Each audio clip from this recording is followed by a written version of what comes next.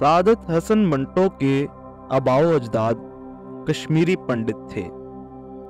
وہ 11 مئی 1912 کو سمرالا موجودہ بھارت کے ضلع لدھیانہ میں پیدا ہوئے۔ ان کا اصل نام سعادت حسن تھا، لیکن ادبی دنیا میں منٹو کے نام سے پہچانے گئے۔ منٹو کشمیری پنڈتوں کی ایک ذات ہے۔ ان کے والد غلام حسن جج تھے۔ منٹو کی والدہ ان کی دوسری بیوی تھیں۔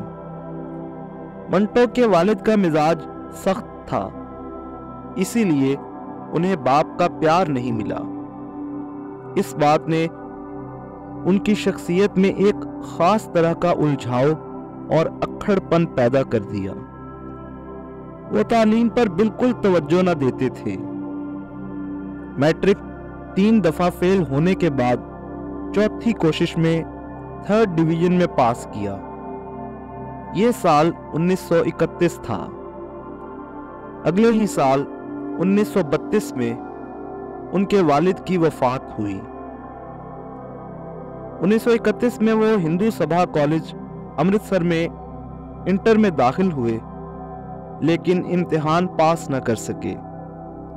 1935 میں علی گڑھ یونیورسٹی میں داخل ہوئے، لیکن وہاں سے یہ کہہ کر نکال دیا گیا کہ ان کو تپ دق یعنی ٹیوبرکلوسس کی بیماری ہے۔ منٹو کی طبیعت میں ایک بے چینی ہمیشہ رہی۔ پڑھتے کم اور آوارہ گردی زیادہ کرتے تھے۔ سلیبس کی کتابوں کو چھوڑ کر روسی کہانیاں اور ناول شوق سے پڑھا کرتے تھے۔ منٹو کا امرتسر کے ہوٹل شیراز میں آنا جانا ہو گیا۔ یہیں ان کی ملاقات باری الیگ سے ہوئی۔ وہ اس وقت اخبار مساوات کے ایڈیٹر تھے۔ یہ وہی باری الیگ ہیں جو کمیونسٹ اور انگریز مخالف مشہور تھے۔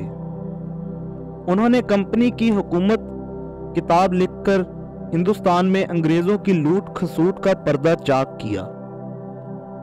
باری الیگ نے ہی منٹو کو چھوٹی موٹی ناولیں چھوڑ آسکر وائلڈ اور وکٹر ہیوگو کی کتابیں پڑھنے کو دیں۔ منٹو نے یہ بات بعد میں کہی کہ اگر اس وقت باری الیگ کی ان سے ملاقات نہ ہوتی تو وہ چوری یا ڈاکے کے جرم میں کسی جیل میں گمنامی کی موت مر جاتے۔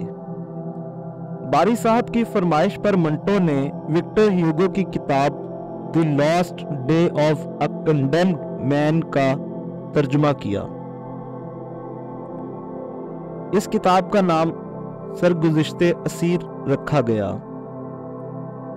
یوں باری صاحب کی شفقت سے 15 دنوں میں ہی منٹو صاحب کتاب ہو گئے۔ یہ منٹو کی پہلی کتاب تھی۔ پھر منٹو نے آسکر وائلڈ کے ڈرامے ویرا کا ترجمہ کیا، جو 1934 میں چھپا۔ اسی سال منٹو نے اپنا پہلا افسانہ تماشا لکھا۔ 1935 میں وہ بمبئی چلے گئے۔ منٹو کے افسانے پڑھنے سے پتہ چلتا ہے کہ بمبئی ان کے لیے واقعی سپنوں کا شہر ثابت ہوا۔ یہیں منٹو نے امپیریل، سروج اور سینوٹون جیسی فلم کمپنیوں میں کام کیا۔ یہاں وہ مہینے میں 100 روپے کما لیتے تھے۔ منٹو نے اپنی والدہ کی ضد پر ہی ایک کشمیری لڑکی صفیہ سے شادی کی، جسے انہوں نے پہلے کبھی نہیں دیکھا۔ منٹو کے مزاج کی وجہ سے ان کے اکثر رشتہ دار ان سے ناراض رہتے تھے۔ بڑی بہن بمبئی میں ہوتے ہوئے بھی اس شادی میں شامل نہیں ہوئی۔ بمبئی میں رہتے ہوئے ہی منٹو نے ریڈیو کے لیے لکھنا شروع کر دیا۔ 1940 میں آل انڈیا ریڈیو دلی میں ملازمت کر لی۔ اردو کے ممتاز شاعر نون میم راشد اور افسانہ نگار اپندر ناتھ اشک اور کرشن چندر بھی وہیں موجود تھے۔ یہاں ان کی اشک اور راشد سے ڈرامے میں کچھ تبدیلیاں کروانے کی وجہ سے انبن ہو گئی اور منٹو ریڈیو کی نوکری چھوڑ واپس بمبئی آ گئے۔ بمبئی آ کر منٹو نے میڈم نور جہاں کے شوہر اور فلم خاندان کے ڈائریکٹر شوکت رضوی کی فلم نوکر کے لیے ڈائلاگز لکھے۔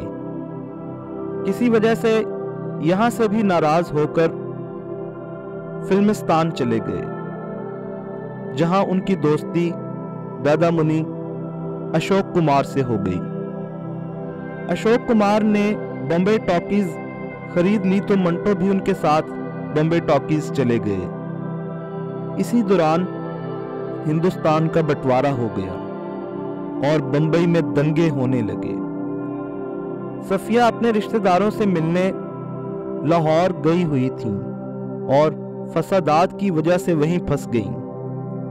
ادھر اشوک کمار نے فلم محل کے لیے منٹو کی لکھی ہوئی کہانی کو چھوڑ کر کمال امروہی کی کہانی پسند کر لی۔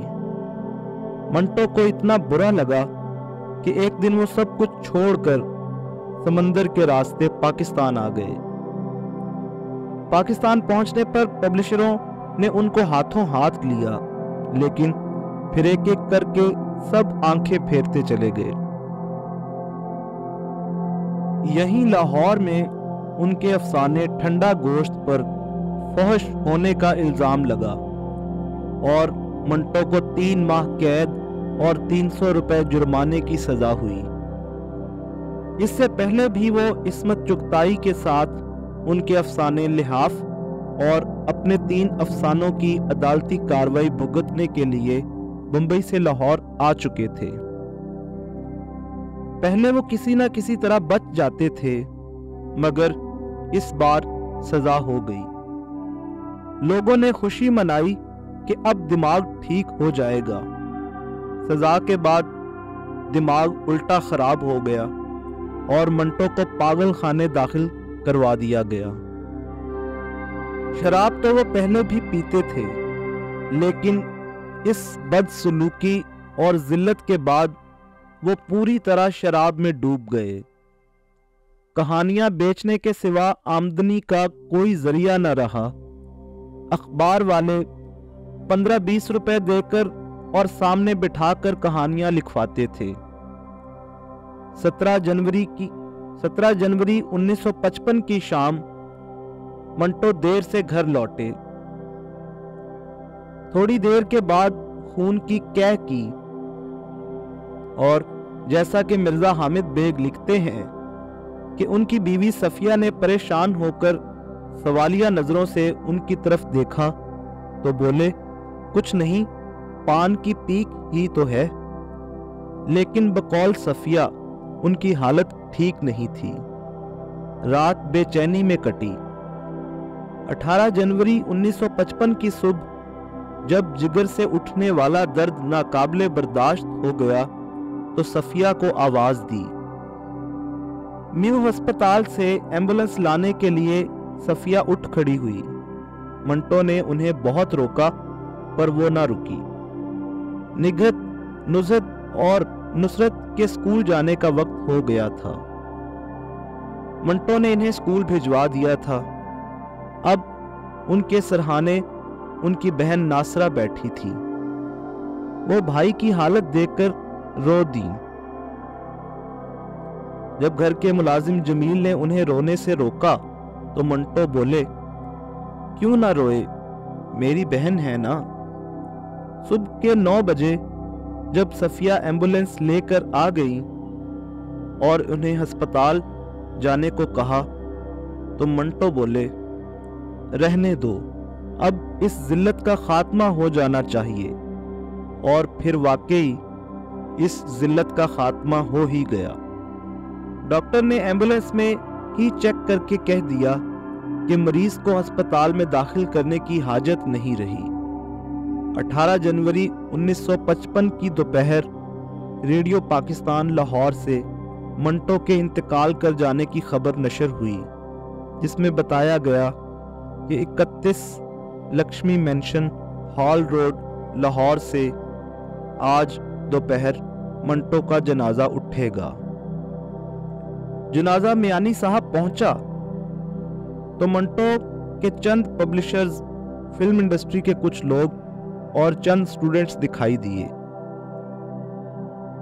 اور پھر 2012 میں منٹو کے 100 سالہ جشن پر حکومت پاکستان نے منٹو کے ڈاک ٹکٹ جاری کیے اور ملک کا سب سے بڑا سویلین اعزاز نشان امتیاز عطا کیا۔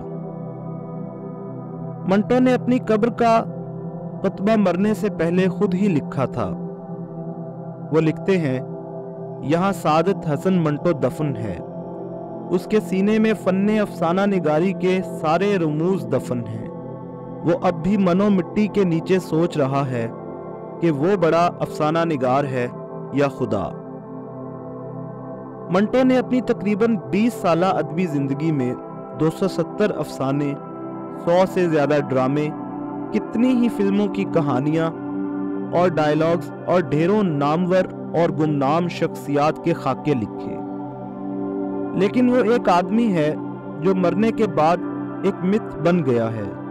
اس کی زندگی میں اسے ترقی پسند، رجت پسند، فحش نگار کہا گیا، لیکن 21ویں صدی شروع ہوتے ہی دنیا ایک بار پھر منٹو کی طرف پلٹی۔ پاکستان اور ہندوستان میں اس پر فلمیں اور ڈرامے بننے لگے۔ کچھ لوگ اس کی کہانیاں ذہنی عیاشی کے لیے پڑھتے ہیں، اور کچھ لوگوں کے لیے وہ فیض کی طرح ایک فیشن بن گیا ہے۔ لیکن فحش نگار سے آگے جو لوگ منٹو کو اور اس کے پورے کام کو پڑھتے ہیں، وہ سوسائٹی اور سماج کے خوفناک چہرے سے ڈر جاتے ہیں، جس کے دوہرے نقاب منٹو نے اپنی کہانیوں کے ذریعے اتارے ہیں۔ ان کی کتابوں میں آتش پارے، منٹو کے افسانے، دھواں، لذت سنگ، سیاہ حاشیے، خالی بوتلیں خالی ڈبے، ٹھنڈا گوشت، نمرود کی خدائی، بادشاہت کا خاتمہ، سڑک کے کنارے، اوپر نیچے اور درمیان، اور پھندنے شامل ہیں۔ لاؤڈ سپیکر اور گنجے فرشتے ان کے خاکے ہیں۔ ٹھنڈا گوشت، توبہ ٹیک سنگھ، کھول دو، بو، نیا قانون، ہتک اور بابو گوپی ناتھ ایسے افسانے ہیں جنہیں پڑھ کر آپ منٹو کے ہندوستان اور پاکستان سے واقف ہو سکتے ہیں۔ 1952 میں سویرا کا منٹو نمبر شائع ہونا تھا تو منٹو نے مجید امجد سے اپنے بارے میں ایک نظم لکھنے کی فرمائش کی، جو انہوں نے جلدی ہی پوری کر دی، لیکن منٹو کو نظم پسند نہیں آئی۔ اس کے بعد مجید امجد نے جو نظم لکھ کر بھیجی، وہ منٹو پر اب تک جو کچھ بھی لکھا گیا ہے سب پر بھاری ہے۔ نظم کچھ یوں ہے، میں نے اس کو دیکھا ہے، میں نے اس کو دیکھا ہے، اجلی اجلی سڑکوں پر ایک گرد بھری حیرانی میں،